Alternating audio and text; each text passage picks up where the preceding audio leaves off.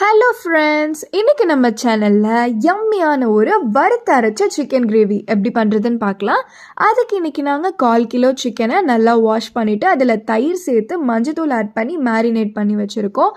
இப்போது ஒரு பேன் எடுத்துக்கிட்டு அதில் ஒரு 3 துண்டு பட்டை, ஒரு பிரிஞ்சி இலை, 2 ஏலக்காய், ஒரு கல்பாசி, ஒரு ஸ்டார் அனீஸ், அதுக்கப்புறம் ஒரு மராத்தி மொட்டு, 3 கிராம்பு இது எல்லாத்தையும் ஆட் பண்ணிவிட்டு இதை நல்லா ட்ரை ரோஸ்ட் பண்ணி எடுத்துக்கலாம்.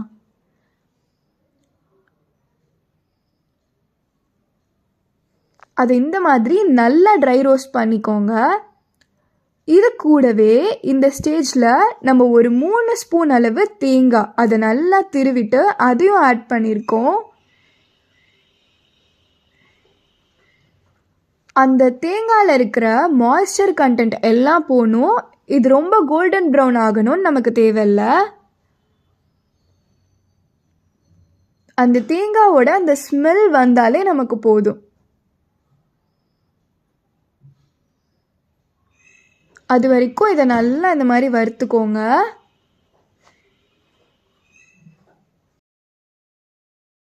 இப்போ அது கூடவே 1/2 ஸ்பூன் அளவு பெருஞ்சீரகம் ஆட் பண்ணிக்கோங்க. அப்புறம் ஒரு 1/2 ஸ்பூன் அளவு ஜீரகம் ஆட் பண்ணிக்கோங்க. அதுக்கப்புறம் 1/4 ஸ்பூனை விட கொஞ்சம் குறைவாக பெப்பர் ஆட் பண்ணிக்கோங்க. இதெல்லாம் ஆட் பண்ணிவிட்டு அதை நல்லா வறுத்துக்கோங்க.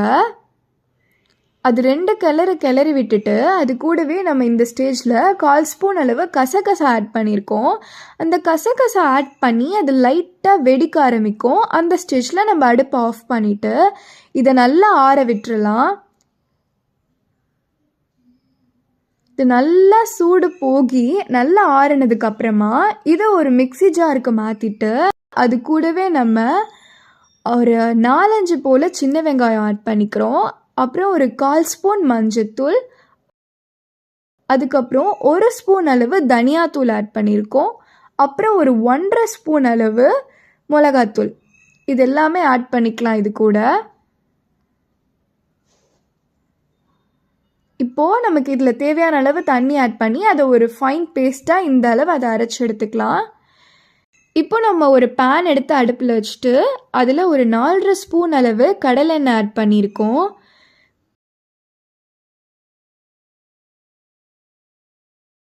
எண்ணெய் நல்லா காஞ்சதுக்கு அப்புறமா ஒரு பெரிய வெங்காயத்தை நல்லா இந்த மாதிரி சாப் பண்ணிவிட்டு அதையும் ஆட் பண்ணிக்கலாம்.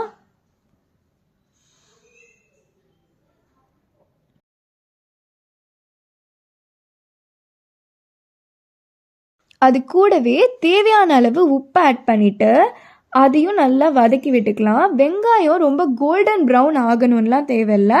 அது ஒரு கண்ணாடி பதம் வந்தாலே நமக்கு போதும். அது நல்லா வதங்கினதுக்கு அப்புறமா அது கூடவே ஒரு கொத்து கருவேப்பிலையும் ஒரு பச்சை மிளகாவை 2ஆக கட் பண்ணிவிட்டு அதை கீறிட்டு ஆட் பண்ணிக்கலாம். அதை நல்லா வதக்கி விட்டுருங்க. இப்போது 2 சின்ன சைஸ் தக்காளியை நம்ம இந்த மாதிரி வெட்டிட்டு அதையும் ஆட் பண்ணிக்கலாம். தக்காளி நல்லா மேஷ் பண்ணி விட்டுக்கோங்க. தக்காளி வந்துட்டு நல்லா ஒரு சாஃப்டாக ஆகிற வரைக்கும்.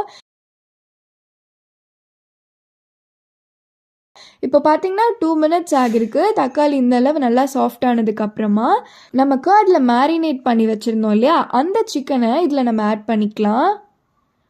சிக்கன் ஆட் பண்ணிவிட்டு இதை நல்லா மிக்ஸ் பண்ணி விட்டுக்கோங்க.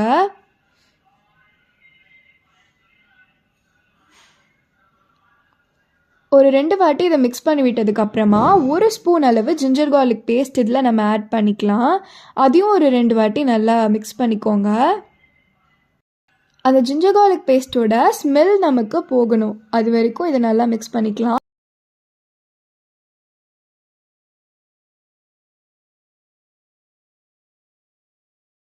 இப்போ பார்த்தீங்கன்னா 2 மினிட்ஸ் ஆகிருக்கு. இந்த ஸ்டேஜில் நம்ம ஃபைன் பேஸ்ட்டாக அரைச்சி வச்சுருந்தோம் இல்லையா, அதையும் இதில் நம்ம ஆட் பண்ணிக்கலாம். அதை இதில் ஆட் பண்ணிவிட்டு ஒரு 2 மினிட்ஸ்க்கு நல்லா இதை மிக்ஸ் பண்ணிவிடுங்க. நம்ம இந்த கிரேவிக்கு அந்த மிக்ஸி ஜார்லேயே கொஞ்சமாக தண்ணி ஊற்றி அதை தான் நம்ம ஆட் பண்ணிக்க போகிறோம். இப்போ பார்த்தீங்கன்னா 1 மினிட் ஆகியிருக்கு. நம்ம அந்த மிக்ஸி ஜார்லேயே தண்ணி சேர்த்து அதை நல்லா எடுத்துக்கிட்டோம். 1/2 கிளாஸ் அளவு தண்ணி இருக்குங்க, அவ்வளோதான்.